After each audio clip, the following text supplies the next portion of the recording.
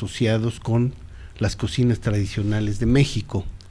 Sin duda alguna, pues esto forma parte de un patrimonio valioso, de un patrimonio diverso, de un patrimonio que no siempre se reconoce en su importancia y que además está sujeto a un conjunto de amenazas, ¿no? Amenazas que tienen que ver con la piratería de los recursos fitogenéticos, amenazas que tienen que ver con la proliferación de los transgénicos, amenazas que tienen que ver con la propia situación de desigualdad que evidentemente limita el acceso a los recursos de muchas de nuestras comunidades, ¿no? Que se ven despojadas no solo de su tierra, sino también de un conjunto de recursos bioculturales que forman parte de su entorno y de sus territorios. De manera que consideramos de gran importancia este proyecto de investigación, este programa que queremos ir impulsando y este seminario que inicia sus trabajos correspondientes al año 2015, el día de hoy, precisamente con la idea de presentarles las 4 líneas de investigación que están, digamos, cobijándose hasta ahora en este programa. Esperamos que se multipliquen, esperamos que esta red se amplíe, se diversifique. Cada una de nuestras compañeras que están en estas 4 líneas, pues tiene a su vez un conjunto de colegas con los que trabaja, de redes con las que se vincula en lo particular, y creo que en ese sentido tanto el seminario como el programa de investigación tienen mucho que hacer, tienen un horizonte que esperamos contribuya efectivamente a reconocer, salvaguardar y defender este patrimonio cultural y sobre todo a las comunidades y grupos étnicos que son portadores de este patrimonio. En ese sentido, pues felicitar a Laura, a Rosita Garza, a Katy, a Yesenia y a Lilia por esta iniciativa, por este trabajo, deseándoles que este seminario pues sea efectivamente un éxito. Me encantaría estar todo el tiempo con ustedes, pero pues estos encargos son un poquito ajetreados y suponen pues jugar como a 53 cachuchas cada día. Bueno, pero pues cada una de ellas la aportamos con mucho gusto. Entonces, bueno, pues deseándoles mucho éxito y conforme a los protocolos que se acostumbran en este caso, siendo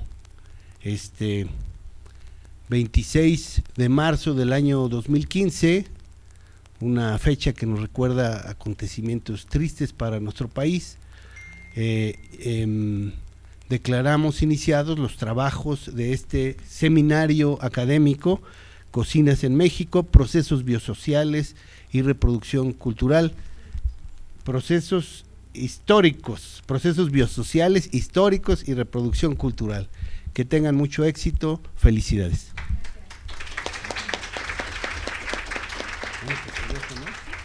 Bueno, entonces los dejo aquí con Laura para que empecemos a presentar justamente, como les decía, las 4 líneas de investigación. Ahora le correspondería a Laura Elena Corona de la Peña, de la DEAS, presentar esta propuesta teórico-metodológica para el estudio de la comida. Gracias, Diego. Pues muchas gracias a Diego por inaugurar los trabajos de este seminario, que sin duda va a dejar muchos buenos resultados y está abriendo un espacio para discutir temáticas muy importantes como la que ya nos mencionó, varias de las que nos mencionó Diego. Yo me voy a permitir leer para poder ajustarme a los tiempos y al final tendremos oportunidad de algunos comentarios y preguntas. Quiero agradecer a todas las personas que nos acompañan el día de hoy y también agradecer la paciencia de las personas que nos están acompañando en línea y agradecer todo el apoyo de Carla Peniche, que nos ha ayudado en toda la logística de este seminario para que pueda llevarse a cabo. Bueno, la línea que coordino es la de historias culinarias, y en esta ocasión les voy a comentar sobre los avances, y he titulado esta descripción de avances: Historias culinarias, una propuesta teórico-metodológica para el estudio de la comida. Y bueno, ya nos comentaba Diego algunos de los objetivos. Este proyecto nacional del INAH, Cocinas en México, Procesos Biosociales, Históricos y de Reproducción Cultural, ha tenido como uno de sus objetivos estructurar propuestas metodológicas y modelos explicativos para la investigación de la comida y de los procesos de la alimentación, desde una perspectiva antropológica e histórica. Para lograr este propósito ha sido fundamental establecer un diálogo multidisciplinario, y una de las 4 líneas de investigación que conforman este proyecto es precisamente Historia culinaria, procesos culturales a través de la comida. En ella, un grupo de investigadores de distintas disciplinas estamos construyendo una propuesta específica cuyo proceso, avances y agenda les voy a presentar. Bueno, cuando a finales del 2013 recibimos la invitación para participar en este proyecto nacional, todas las coordinadoras de las líneas aceptamos con gusto, porque se trata de una temática que nos apasiona y que habíamos estado trabajando desde hacía varios años. Personalmente, lo que más me atrajo de este proyecto fue el desafío que implicaba establecer propuestas teórico-metodológicas para la investigación de la comida desde una perspectiva antropológica e histórica. A través de múltiples reuniones, las coordinadoras de las 4 líneas de investigación afinamos los lineamientos teóricos generales, las estrategias de trabajo y los productos que pensábamos tener en los distintos periodos. Además, también evaluamos de manera muy concreta las posibilidades y alcances del proyecto. Sin duda, todo este trabajo tras bambalinas ha sido fundamental y ha constituido un importante espacio de aprendizaje. Una vez definidos los aspectos generales de cada una de las líneas de investigación, en cada coordinadora nos abocamos a organizar el trabajo interno. En el caso de la línea Historia culinaria, procesos culturales a través de la comida, se formó un equipo de trabajo con integrantes de distintas especialidades y de distintas instituciones, que llegaron de manera, digamos, altruista, porque todavía no tenemos contratos, tenemos algunos apoyos económicos de viáticos, pero ellos en su mayoría llegaron o para hacer el servicio social o para participar en la investigación, porque buscaban un espacio para abordar la temática de la comida y también una oportunidad para formarse como investigadores. Fue así que se constituyó el grupo de investigación Historia Culinaria, y quiero aprovechar este espacio para agradecer a todas y cada una de sus integrantes que lo formaron durante el 2004 por su generosidad para compartir su experiencia profesional, por su dedicación y por su entusiasmo en el trabajo. Les agradezco a las historiadoras Claudia Vanegas, Berenice Cortés, Maritza Olvera, agradezco a la especialista en gastronomía Belén Reyes, a la comunicóloga Daniela Hernández, a la socióloga Yuridia González y a la antropóloga Ana Karen Vázquez. En nuestras primeras reuniones, las integrantes del grupo coincidimos en que para construir una propuesta teórico-metodológica multidisciplinaria era necesario plantear líneas de trabajo generales que nos permitieran definir los conceptos operativos, las actividades y los productos de difusión y divulgación del grupo. En estas tareas, cada una de las integrantes ha aportado su experiencia desde su formación disciplinaria y acordamos implementar un programa permanente de formación y especialización de recursos humanos a través del curso La investigación histórico-antropológica, metodología y heurísticas, dirigido a prestadores de servicio social y a colaboradores del proyecto. En este curso hemos seguido la propuesta del doctor Manuel Gándara para establecer con claridad una posición teórica y por lo tanto estamos discutiendo los distintos elementos ontológicos, valorativos, metodológicos y epistemológicos que la conforman. Lo anterior nos ha permitido avanzar de manera crítica en el proceso de investigación. Los primeros logros han sido la propia formación e integración del equipo, la planeación y desarrollo del curso permanente, determinar las etapas de investigación en términos de temática, tiempo y espacio de estudio, desarrollar las definiciones operativas y iniciar la recopilación de información documental, etnográfica y bibliográfica. El objetivo general de esta línea de investigación ha sido analizar y caracterizar los mecanismos de construcción y transmisión cultural desarrollados históricamente en torno a la comida, a partir de estudiar las que hemos definido aquí, historias culinarias, y estudiarlas en distintas regiones de lo que hoy es México. De este objetivo me interesa destacar los siguientes puntos que han sido centrales en esta investigación. Bueno, en esta propuesta hemos buscado incorporar, como he estado repitiendo y repitiendo, la perspectiva antropológica e histórica para poder desarrollar un diálogo y construir un discurso teórico-metodológico coherente y funcional.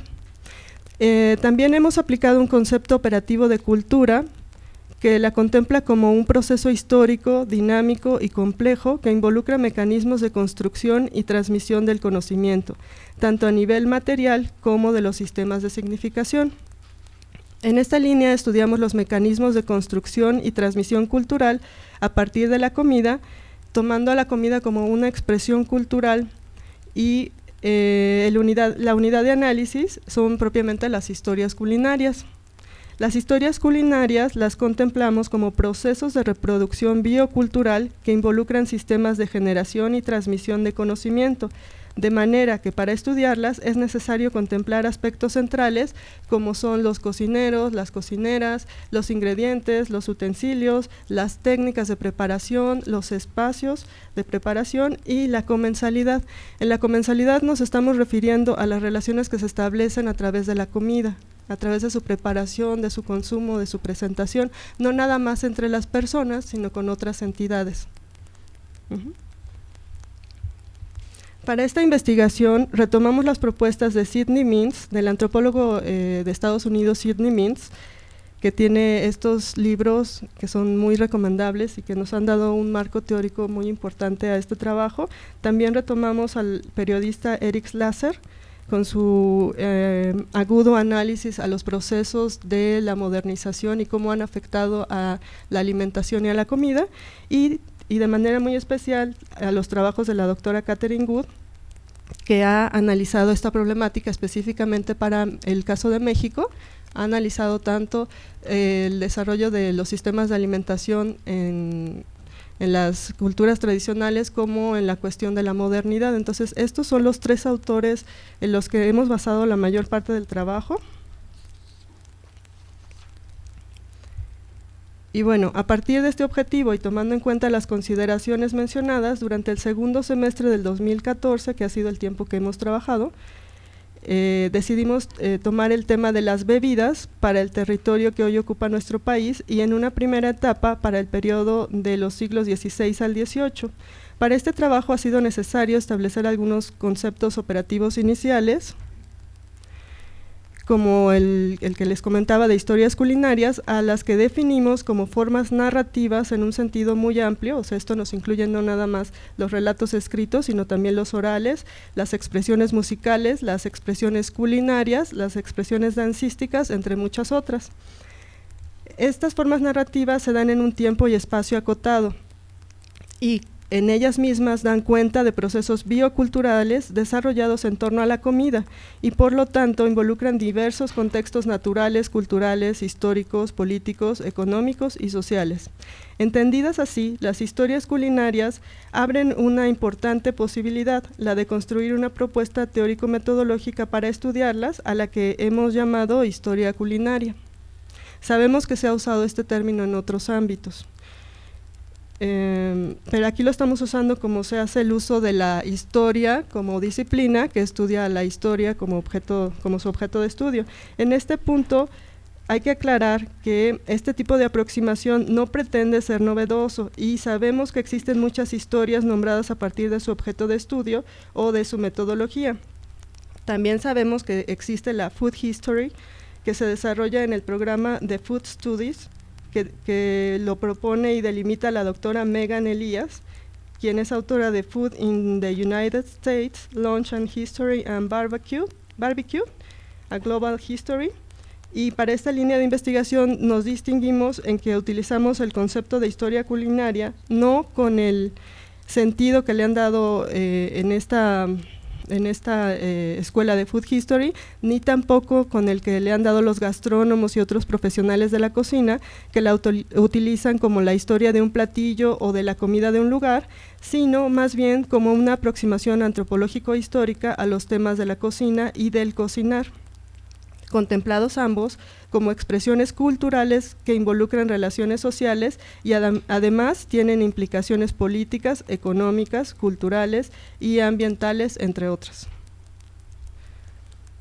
La otra definición que les voy a compartir el día de hoy es nuestra definición operativa hasta el momento de bebida.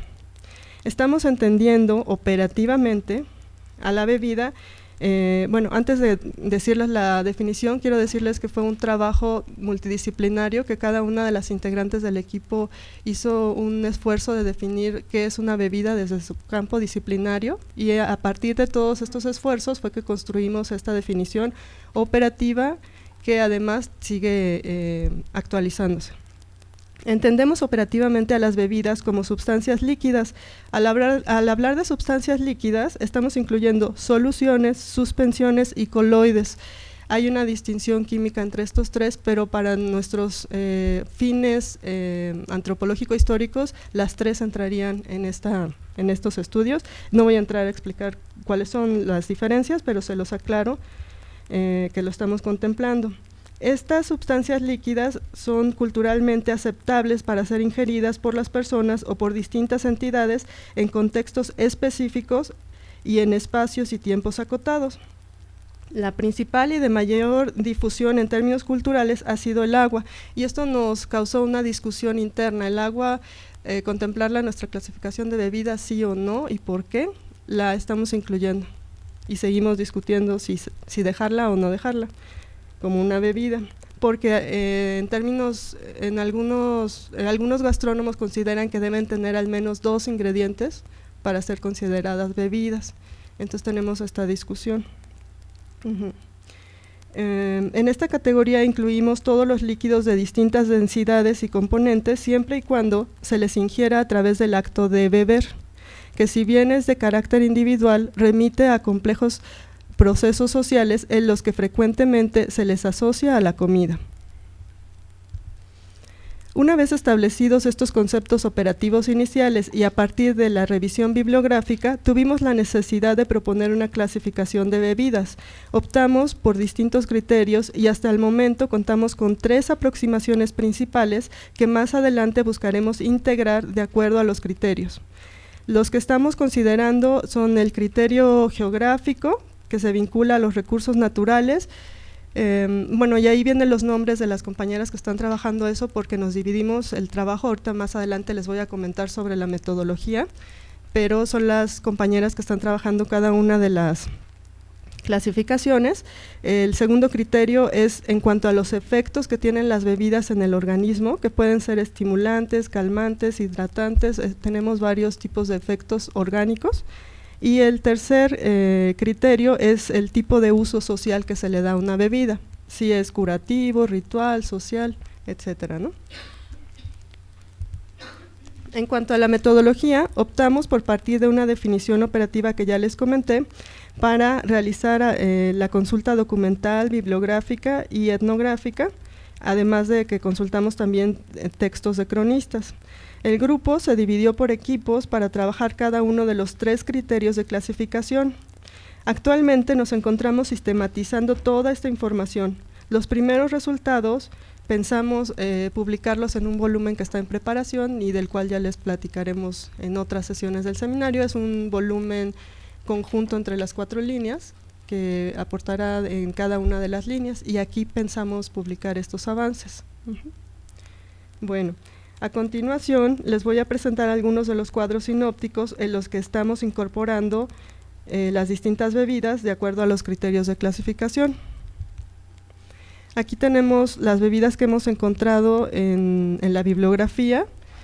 Estamos partiendo de la regionalización que se utiliza en el Atlas de Gastronomía. Pues se les voy a pasar más o menos. Pero hemos encontrado una gran cantidad de bebidas. Son están por las regiones que utilizan ahí.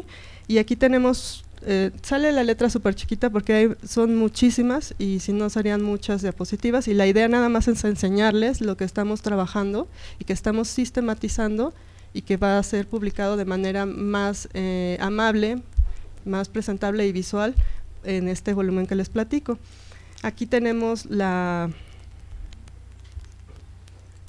que es el nombre de la bebida, la descripción general,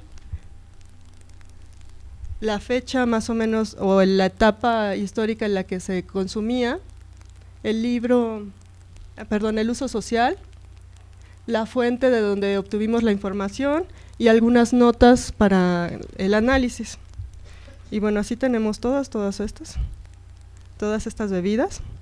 Y la idea es integrar la clasificación geográfica con la clasificación de uso y con la clasificación de efectos. Bueno, ¿qué es lo que nos queda para este año? O sea, la idea de esta sesión, hasta donde yo entendí, era presentar nuestros avances y reflexionar un poco en qué nos queda hacia adelante en este seminario, en este proyecto, en esta línea. Y en esta línea lo que estamos pensando es que además de continuar con el curso permanente, vamos a seguir con la recopilación y la sistematización de la información. Durante este año planteamos concluir la clasificación de bebidas y agregar las correspondientes a los siglos XIX al XXI, porque la dejamos hasta el siglo XVIII.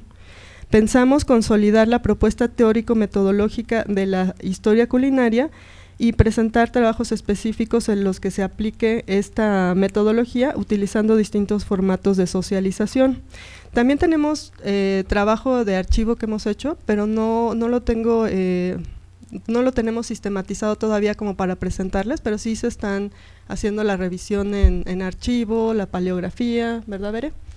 Sí. Sí. Entonces hemos estado trabajando en esto y nuestra intención es aportar más al debate sobre la comida como un importante ámbito de estudio para la antropología y para la historia, generar un conocimiento útil para las personas con las que trabajamos, consolidar un espacio de discusión y análisis de la comida desde una perspectiva histórico-antropológica que esté abierta al diálogo multidisciplinario y finalmente contribuir a la formación de investigadores en este campo. Gracias.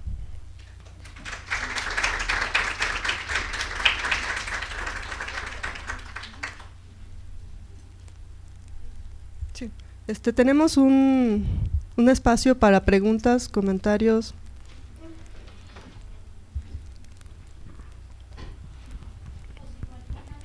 Sí. Ajá. Bueno, yo les pediría a las compañeras que están en el equipo, pues si alguna nos quiere comentar su experiencia, pues sería interesante para las personas. Piensen en ver.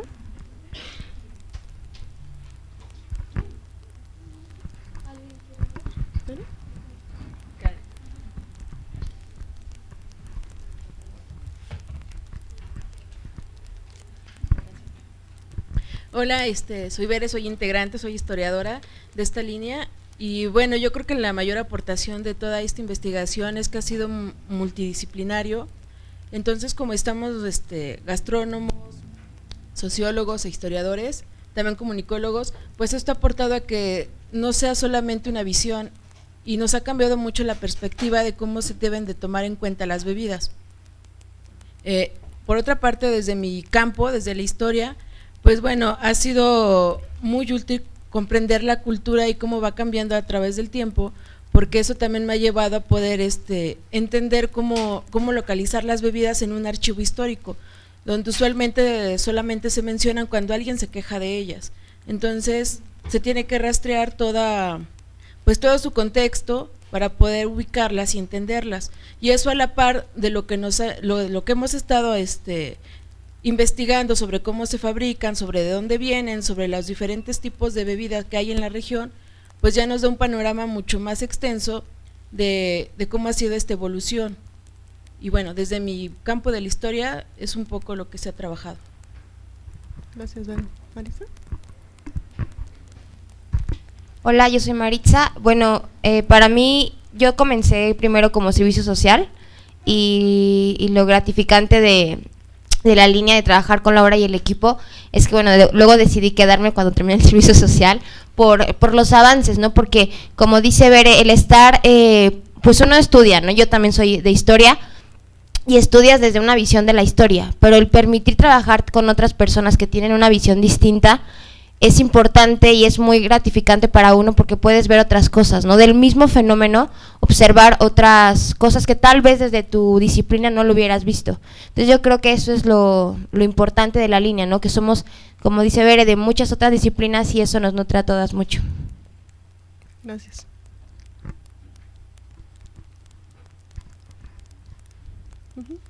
¿Alguna otra pregunta, comentario? Sí. Bueno, lo etnográfico lo estamos trabajando en dos vertientes. Una, propiamente haciendo trabajo etnográfico, vamos a ferias, hemos ido a la feria del Atole, a la feria de la nieve, han ido a la feria del tamal, ¿sí? La idea de hacer el trabajo etnográfico acudiendo a distintos ferias y lugares donde se trabaja con la comida, es que las compañeras del equipo se acercan a esta metodología porque no todas provienen de la antropología y esto lo que nos va a permitir es tener una perspectiva etnográfica y antropológica para hacer una lectura de las fuentes documentales, para hacer una lectura de otro tipo de fuentes. Entonces nos estamos acercando en estas dos maneras, primero haciendo etnografía en campo y la otra aplicando esta perspectiva, esta lectura a el análisis de fuentes. Que esa es algo que estoy retomando de lo que hemos trabajado con la doctora Catherine Good en el posgrado, este tipo de aproximación y este tipo de uso de la etnografía.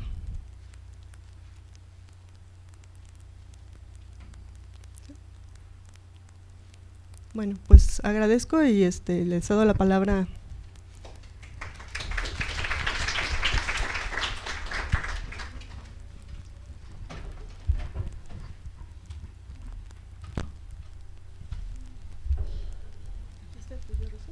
Por favor, sí, mira, aquí en un rinconcito está por aquí. Este es el señalador, el del medio es el propulsor. Sí. El del medio. Sí. Antes de que te vaya, te pregunto. Sí.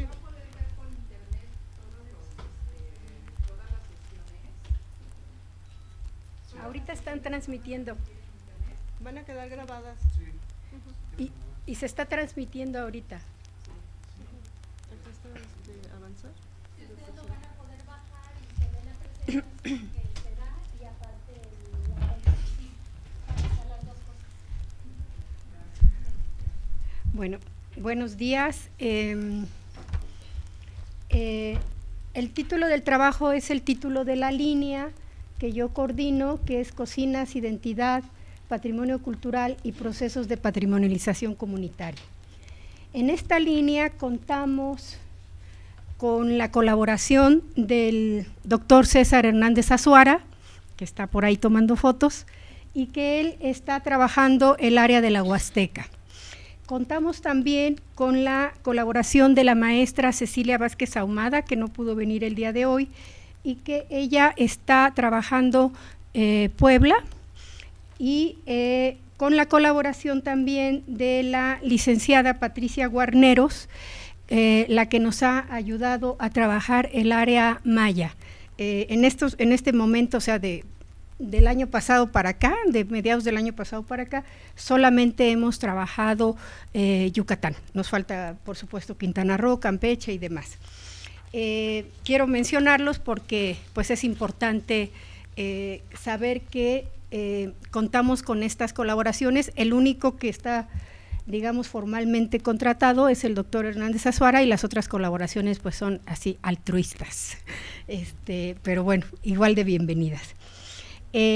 Como les decía, esta es la línea mía y bueno, siempre inicio con una definición de patrimonio porque es importante que veamos que la comida forma parte del patrimonio cultural de de cualquier pueblo, y en especial, ustedes saben que en México se cuenta con una declaratoria de que la comida es patrimonio inmaterial de la humanidad, y en especial la comida de Michoacán. No vamos a entrar en detalles de si está bien, está mal o está regular esa declaratoria, pero bueno, lo que quiero que quede claro es que la comida, como otras muchas manifestaciones de la cultura, forma parte del patrimonio cultural y del patrimonio cultural inmaterial. A mí me gusta muchísimo la definición de Javier Hernández, un catedrático doctor en antropología de la Universidad de Sevilla, que dice que lo que ustedes están viendo ahí, que no existe un patrimonio tangible, o sea, material, separado de un patrimonio inmaterial. Es de la misma manera que no se puede entender una cultura material separada de ideas, costumbres e ideologías. Para él, el patrimonio cultural es el conjunto de elementos que una sociedad selecciona en un momento determinado como significativo, porque representa algo relevante de su historia, y a eso él le llama patrimonio histórico. También de su sentido estético, la sociedad elige el patrimonio artístico, o de sus modos de vida, el patrimonio etnológico o inmaterial o vivo. Son las tres maneras como se conoce el patrimonio inmaterial.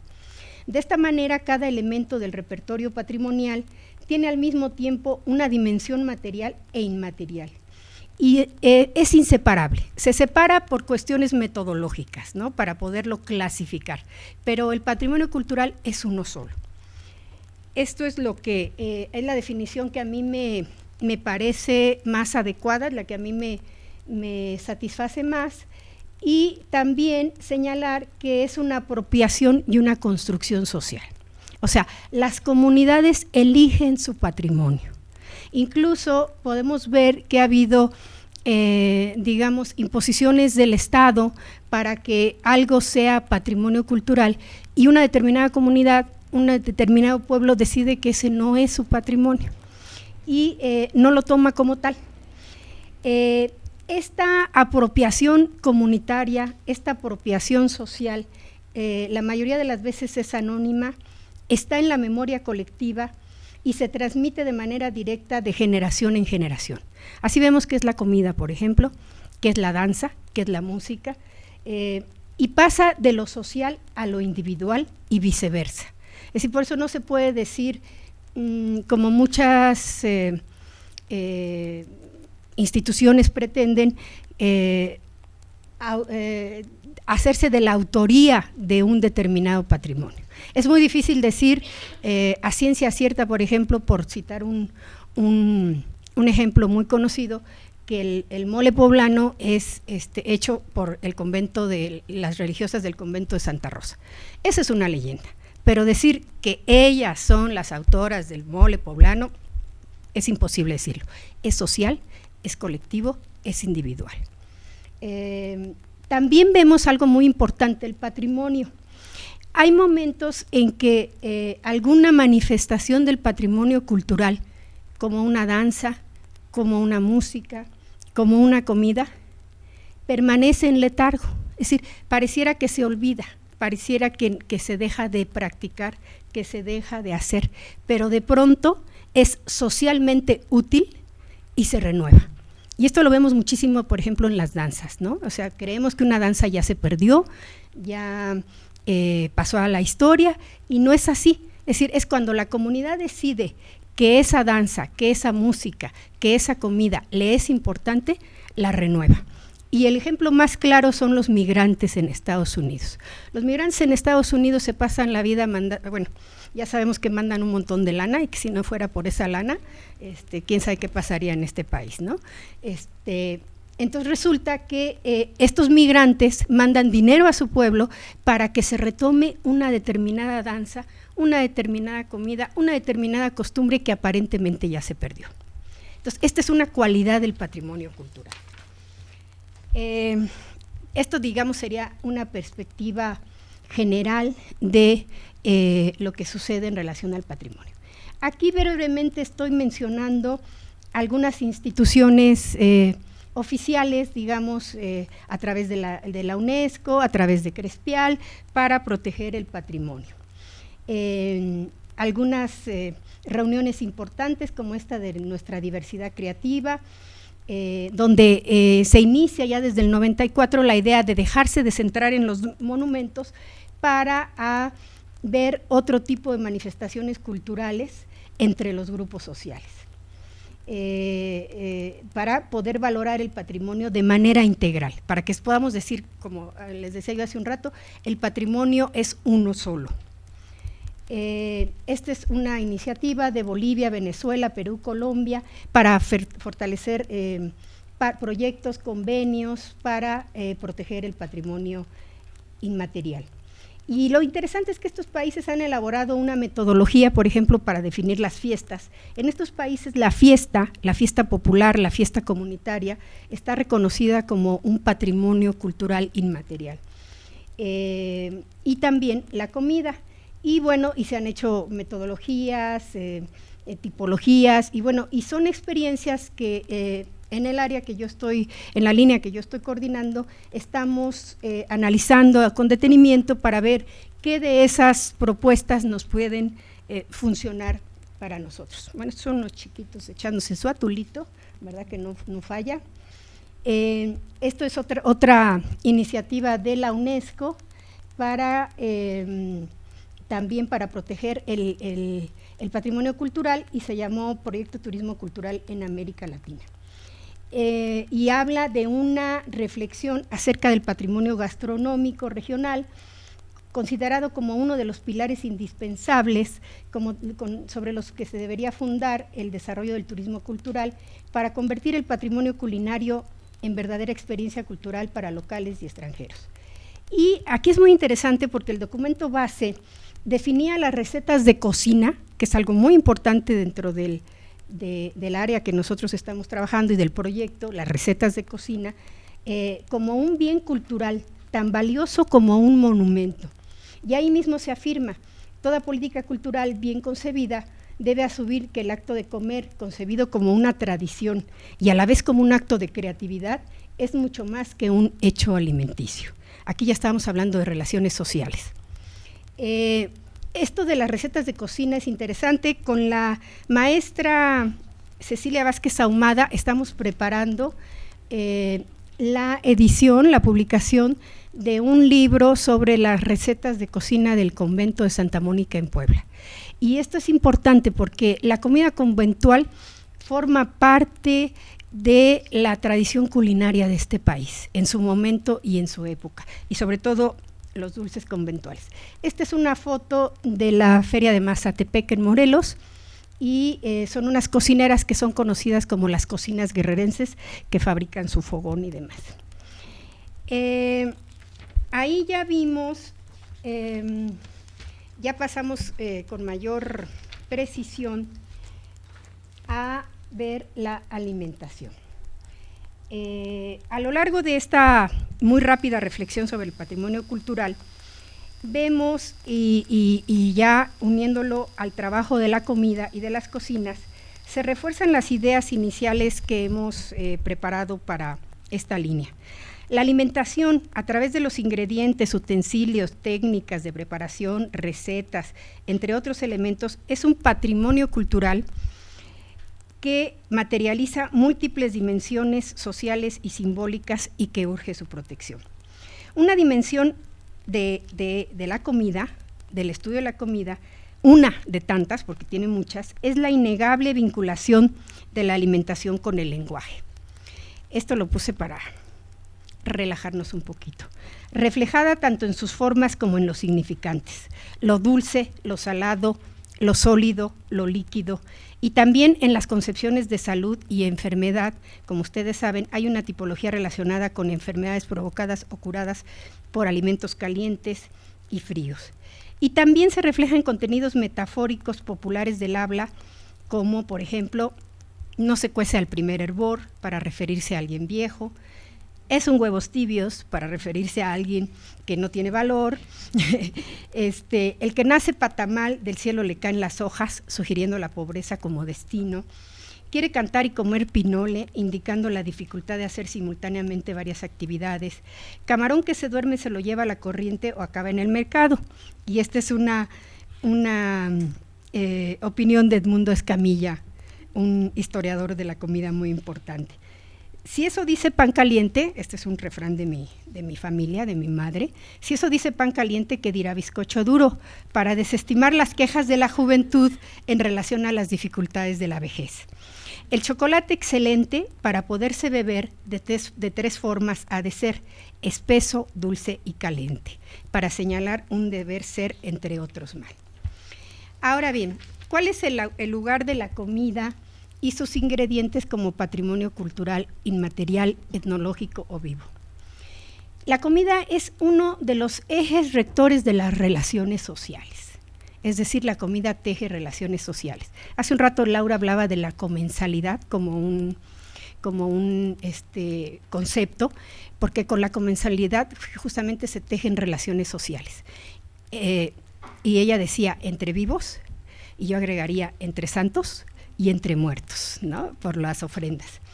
Es también un eje de reproducción cultural, y nosotros manejamos un concepto de reproducción cultural que no es nuestro, que es de la doctora Good, y que en unos momentos se los voy a decir, y es un significativo ejemplo de identidad y de memoria histórica. Además, en la comida y en sus ingredientes se puede identificar otra historia de la comunidad, la de las personas, la de su paisaje cultural y natural, y en el presente y en el pasado. A través de la comida y sus ingredientes, el sujeto y la comunidad define estatus, comportamientos, simbolismos, rituales, normas de aceptación, jerarquías, identidades. Lo que se come establece quién se es y quién no se es respecto a un grupo. Menciono como, por ejemplo, las llamadas comidas de función de los mayordomos. Son las comidas que se hacen cuando un mayordomo abandona su cargo y recibe otra nueva persona, otro nuevo mayordomo el cargo, y se llaman comidas de función en Iztapalapa. Pero recientemente en Mazatepec vimos otra manera de llamar a estas comidas, y les llaman, se me olvidó, ahorita lo recuerdo. Así, la alimentación humana es un acto social y cultural, donde la elección y el consumo de los alimentos e ingredientes ponen en juego un conjunto de factores de orden ecológico, histórico, cultural, social y económico, ligado a una red de representaciones, significados, simbolismos y rituales. La comida y sus ingredientes son parte central de la historia de las culturas. Se sustenta en valores grupales, prácticas del pasado y del presente, es matriz cultural y es un poderoso eje de identidad. También forma parte de un sistema cultural que abarca religión, ritos, manejo y conocimiento del medio ambiente, costumbres sociales y familiares, así como cultura nutricional.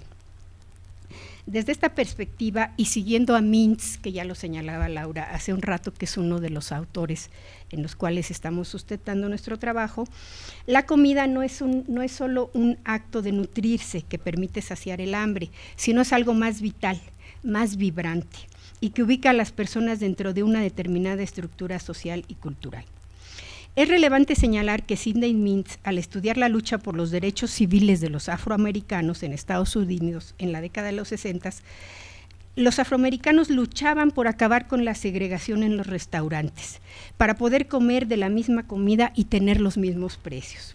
Así, uno de los elementos más importantes en esta lucha fue el señalar y reconocer que el comer el uno junto al otro quiere decir algo importante acerca de las relaciones sociales. Y esto lo vemos muy bien, por ejemplo, con las personas que a veces trabajan en nuestras casas y que comen en la cocina, ¿no? Y nosotros comemos en el comedor. Sentarse y comer en el mismo lugar, aceptando los otros su presencia, constituía una señal de igualdad para sí mismos y para otros. Ahora bien, la elección de ingredientes para determinados guisos en determinadas ocasiones también es un proceso de patrimonialización comunitaria, porque en la elección de unas comidas respecto de otras se produce necesariamente un proceso de selección de alimentos e ingredientes y procedimientos para su elaboración que identifican al cocinero o cocinera, los comensales, el acontecimiento, el grupo social y cultural al que se pertenece, los ritos, las tradiciones y asimismo, por supuesto, los recursos económicos con los que se cuenta. Cuando hablamos de comidas que se repiten día a día, sucede una imperceptible reinterpretación de los elementos en juego donde se transmiten sabores, gustos, preferencias y poder adquisitivo. Al mismo tiempo, si los recursos no son los mismos, dependiendo de las distintas clases sociales, y esto restringe o amplía el acceso a determinados ingredientes, lleva a múltiples versiones de una misma receta. Esto demuestra así, pero fehacientemente, la versatilidad de la cultura, de la comida en este caso, que está siempre sujeta a la reproducción cultural que comporta un proceso de continuidad y cambio. Las personas y las comunidades construyen patrimonio e identidad a través de preferencias, selecciones, con las cuales se identifican ante sí y con los otros. Con estos componentes básicos se construye la tradición y se definen gustos. Ahora bien, del año pasado para acá, yo he intentado incorporar otros conceptos para el análisis de la comida desde el punto de vista de la selección patrimonial y de la identidad, y he incorporado conceptos que tienen que ver con la antropología de las emociones. Y en este sentido incorporé, por ejemplo, el gusto, la nostalgia, que tienen que ver mucho con la identidad. El gusto no es solo lo que el diccionario define como un sistema de percepciones con 4 sabores básicos, o el placer o deleite que se experimenta con algún motivo o se recibe cualquier cosa. El gusto es también un indicador cultural y de clase social. Hay, por tanto, un puente entre el pasado y el presente. Y yo tengo un ejemplo muy fehaciente en este sentido, que es la comida lacustre de Iztapalapa. Y le llamo comida lacustre, aunque ya no hay lagos, porque se sigue consumiendo pato, aguautle, etcétera, etcétera. Es un puente entre lo conocido y lo desconocido, entre lo propio y lo apropiado. Y este puente es el proceso de reproducción cultural.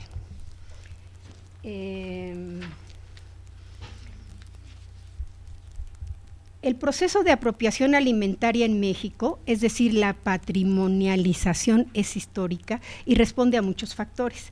La llegada del trigo, las distintas carnes de res y puerco, por ejemplo, la desecación de los lagos en la cuenca de México, produjeron una modificación en los ingredientes y en las comidas.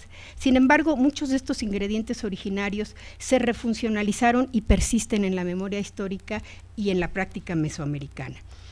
Todo lo antes argumentado refuerza la idea de que la alimentación, las comidas y sus ingredientes constituyen un proceso milenario de reapropiación, patrimonialización, incorporación de nuevos elementos, es decir, un proceso de continuidad y cambio. Con la anterior reflexión se sugiere que en este proceso globalizador, en medio del cual se encuentra la comida rápida, los menús dietéticos y light, y estos últimos legitimizados por los sectores de mayores ingresos económicos, provoca paralelamente una preocupación y reacción relativa a los modos de comer y a los platos e ingredientes que han ido desapareciendo. Una respuesta, una de tantas respuestas, porque ha habido muchas, fundada en consideraciones políticas, económicas y culturales, ha sido el intento de regresar a los patrimonios culinarios propios. En México, que estos patrimonios en México son de una riqueza extraordinaria. Movimientos tan importantes como Sin Maíz No Hay País, la creación de escuelas de gastronomía, las organizaciones ambientalistas opuestas a los alimentos transgénicos, las denuncias de los globalifóbicos, la acción de José Bové en contra del restaurante McDonald's, la acción de Francisco Toledo en contra también del McDonald's, entre otras muchas a nivel nacional y mundial. Los activismos alimentarios son respuestas desde la sociedad, desde las comunidades, a este intento de globalización de la comida. La recuperación y puesta en valor de ingredientes, las formas de cultivo, el rescate de alimentos tan extraordinarios como el maíz, la agricultura de milpa para recobrar los quelites, el frijol, la calabaza, el jitomate, etcétera, etcétera. Y ya como parte final, quiero señalar algo que es un arma de dos filos, que son las denominaciones de origen. Las denominaciones de origen es un instrumento de protección, supuestamente de protección, de distintas manifestaciones culturales, como alimentos y como también artesanías. A partir de los años 90, en este país se dio por parte de grandes productores la instrumentación de las llamadas denominaciones de origen, mismas que en México suman 14. Aquí están, ojalá se puedan alcanzar a ver las 14 denominaciones de origen que hay en México. En Francia, por decir algo, hay alrededor de 400 y tantas denominaciones de origen. El intento es interesante, el intento es bueno porque el intento es proteger nuestros productos, nuestra comida, nuestras artesanías. Sin embargo, en la práctica, como sucede tristemente en este país, han caído en manos de las grandes compañías productoras, de las grandes transnacionales, y tenemos tristes resultados como el mezcal, el tequila, la talavera, bueno, está en proceso las lacas de Olinala Guerrero, y en el caso del tequila, por ejemplo, el tequila y el mezcal solamente han protegido a un número determinado de comunidades y de estados, cuando el mezcal y el tequila prácticamente se fabrica en todo el país. ¿Y qué sucede con esto? Que al quedar fuera determinadas comunidades, determinados estados, tienen que rebajar sus costos de producción y no cuentan con la etiquetita de denominación de origen. En el caso de la talavera han provocado un conflicto entre pueblos, entre Tlaxcala, en San Pablo del Monte, y entre la ciudad de Puebla, ¿no? Y se disputan quién fue primero, quién inició la talavera, en este caso, bueno, que la conocemos como poblana. ¿Qué podemos hacer ante esta situación? Yo pienso, como antropólogos, como preocupados de este tipo de manifestaciones, si nos piden nuestra opinión en relación a una denominación de origen, hay que procurar que esta denominación de origen sea incluyente, jamás excluyente, ¿no? Que hable de que preferimos, es decir, que preferentemente un determinado producto se haga con tales y cuales ingredientes o procesos de producción, pero preferentemente, porque si no, nuevamente excluimos a aquellos productores que por problemas de capacidad económica no pueden usar determinados productos, como sería el caso de las lacas de Olinala. Entonces, esa es la situación en relación a las denominaciones de origen. Estas serían, bueno, mis conclusiones en este momento, vemos que con todo lo que yo ya les comenté, los procesos de patrimonialización comunitaria de la comida deben partir de las premisas como identidad, originalidad, autenticidad, tradición, conocimiento ancestral, cualidades nutricionales, nostalgia, costumbre, gusto. Sin embargo, el acceso de las distintas clases sociales o grupos de la sociedad a este patrimonio, esto lo tenemos que tomar muy en cuenta, es muy diferenciado. Así como es diferente también la contribución de los diversos grupos sociales a su construcción por causas de la división social del trabajo y por el desarrollo histórico. Así pues, concluiríamos que la comida, la alimentación y sus ingredientes tienen un significado cultural innegable y nos ofrecen un notable escenario para observar cómo los pueblos dotan de sentido social y cultural una actividad básica. Por lo tanto, la comida forma parte del patrimonio cultural intangible o con valor etnológico.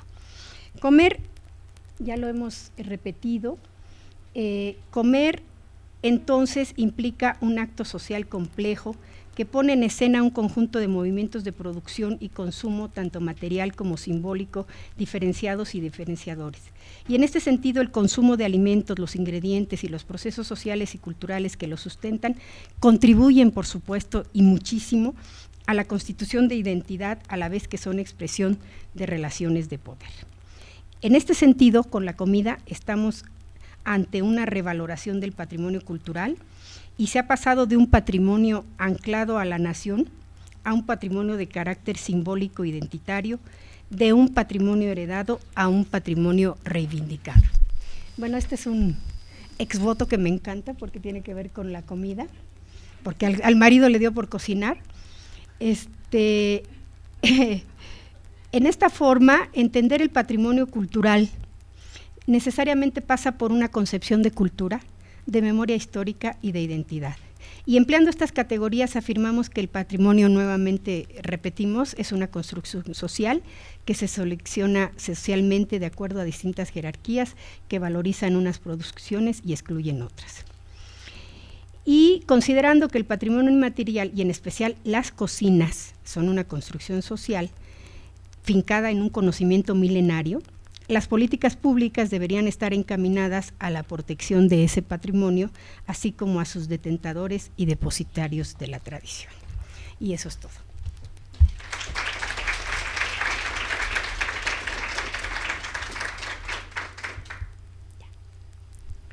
¿Habría alguna pregunta, comentario, felicitación?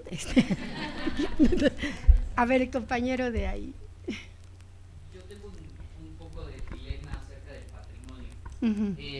Ahora he visto un promocional que hace la Secretaría de Turismo diciendo que la cocina mexicana es patrimonio y pone a los chefs y no pone a las cocineras. Entonces al ratito nos van a poner a McDonald's o a Coca-Cola como parte del patrimonio porque son abundantes y están presentes en las comunidades.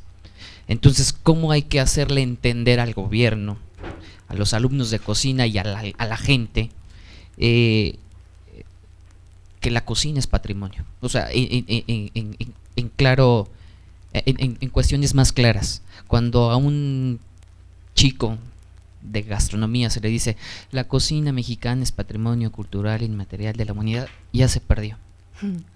Algo concreto, que todos estemos como en esa sintonía y que todos digamos es patrimonio, pero no toda esa declaratoria que tenemos, algo más como concreto que podríamos hacer. Sí.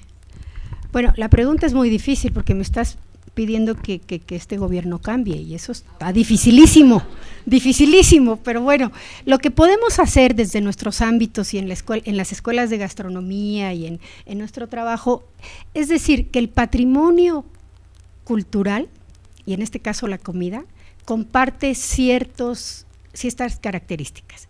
Es ancestral, eso no es McDonald's. Se transmite de generación en generación, eso no es McDonald's. Es social y es individual, ¿verdad? Y nos remite a una concepción de identidad. Es decir, cualquier mexicano en cualquier parte del mundo, cuando habla de su comida, habla del chile, del maíz, del jitomate, es decir, entonces el patrimonio cultural tiene varios componentes: ancestral, social, se transmite de generación en generación y tiene un proceso milenario. Por ejemplo, el maíz, ustedes lo saben, el maíz tiene un proceso de nixtamalización que es singular para este país, que no sucede en otros lugares. Entonces, esas son las características de nuestra comida y eso es lo que hay que decir, ¿verdad?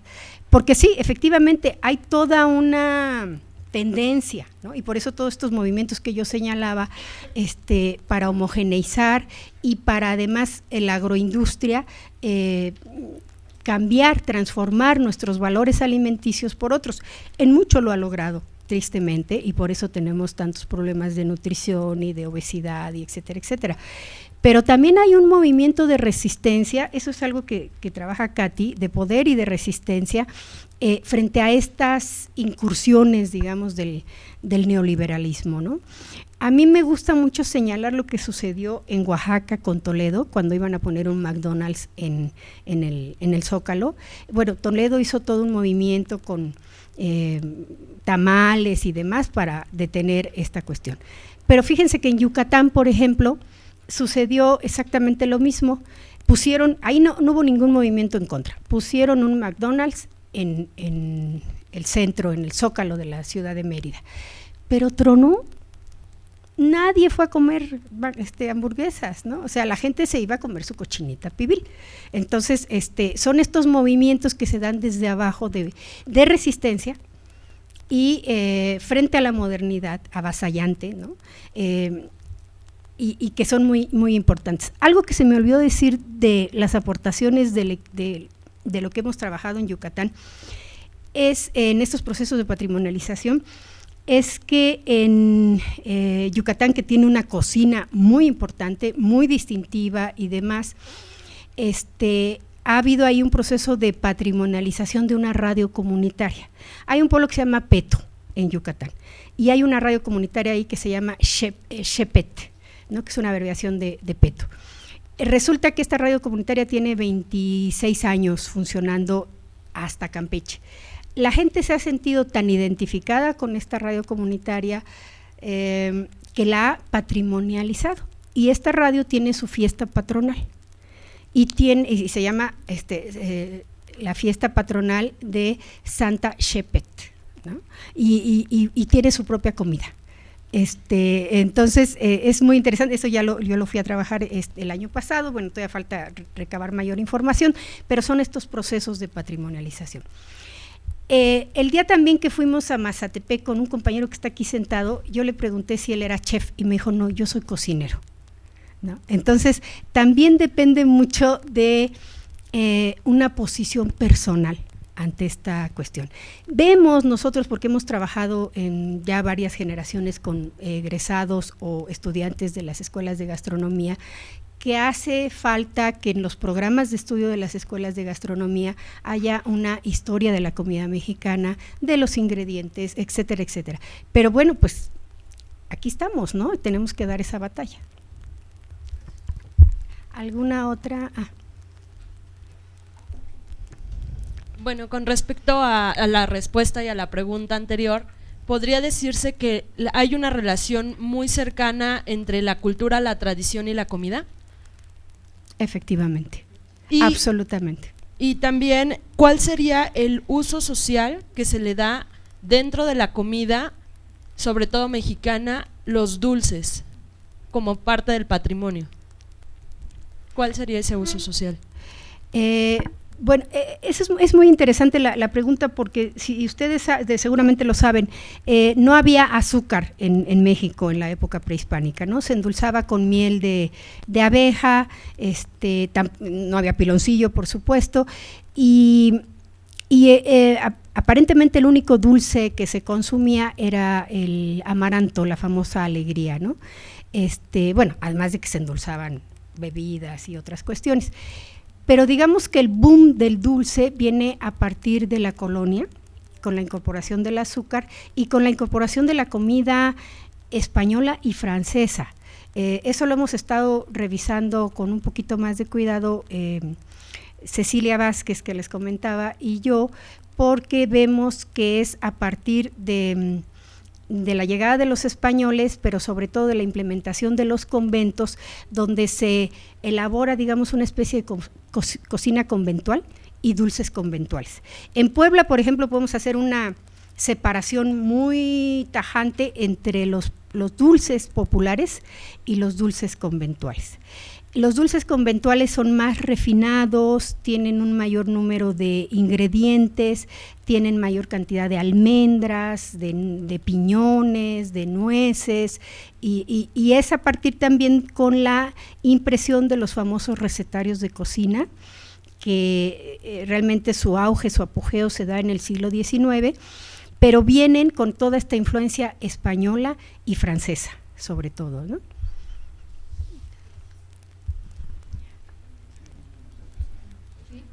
¿Puedo? Sí. Sí, bueno, felicidades y bueno, quiero saber del refrán que dices, el que nace patamal del cielo le cae las hojas. Ajá. Que es la pobreza como destino. ¿De quién es la interpretación? Mía. Gracias. Gracias. Sí, es que en Radio Educación, cuando hace más de 10 años, cuando hablamos sobre tamales, María Eugenia Pulido, ella dijo que es la fuerza del destino, pero aquí ya le das toda la connotación de pobreza. Entonces sí, ya sí, porque el gracias. tamal está, digamos, el tamal está unido a ciertas clases sociales, ¿no? Y bueno, el tamal lo vemos en casi todas las esquinas de este país, sobre todo a las 7 de la mañana, 6 de la mañana, ¿no? Entonces, bueno, es una interpretación mía. Bien, muchas gracias. Aquí me preguntan sobre las denominaciones de origen.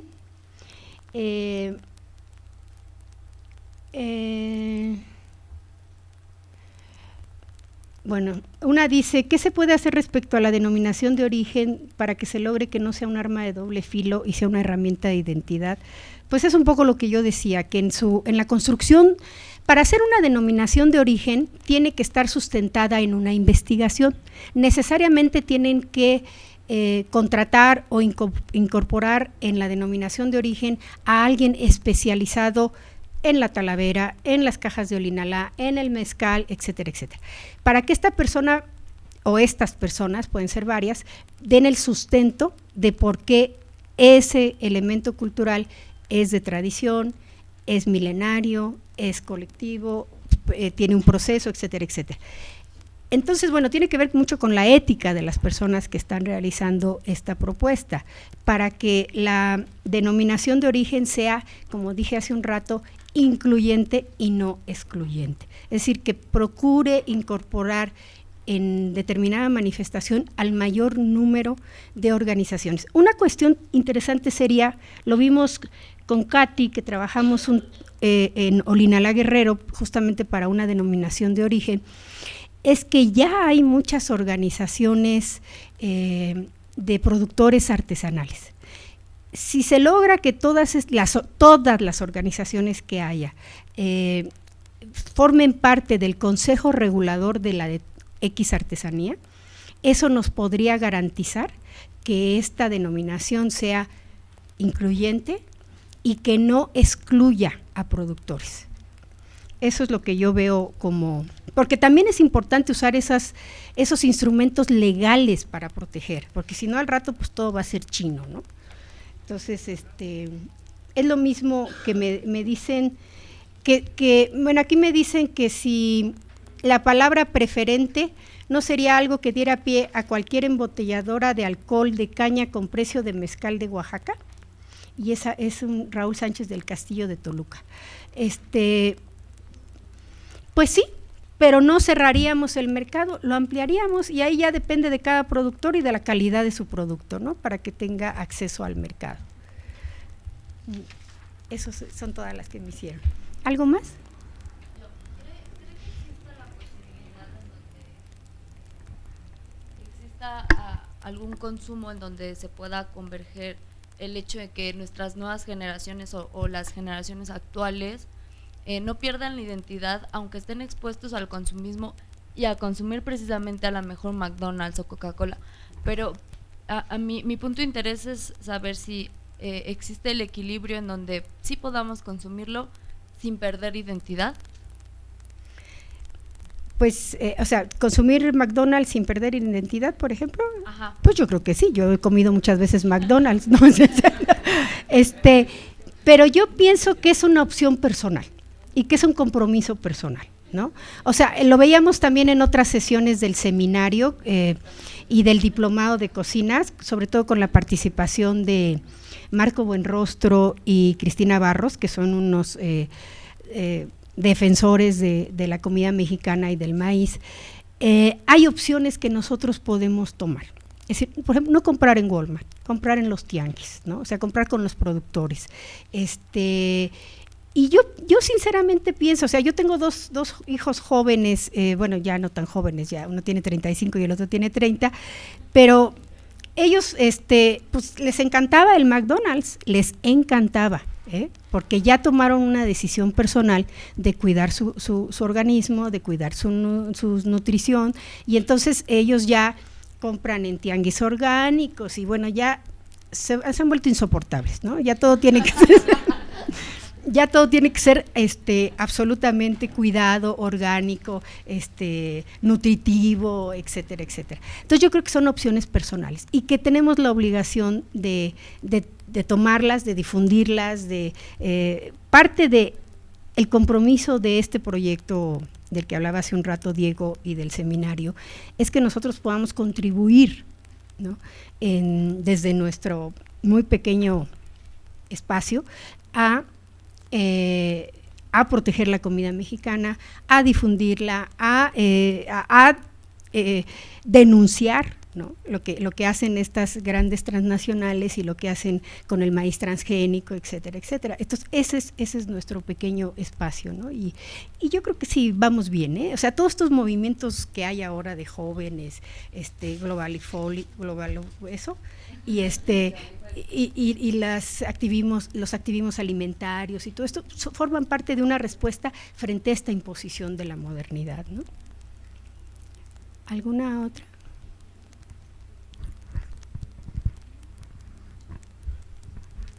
Pues creo que ya.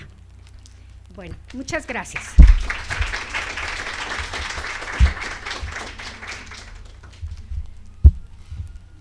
Sigue la doctora Catherine Gut. ¿Sigue un descanso? Bueno, ¿un descanso de cuánto les parece? ¿10 minutitos? Bueno, son 12:15.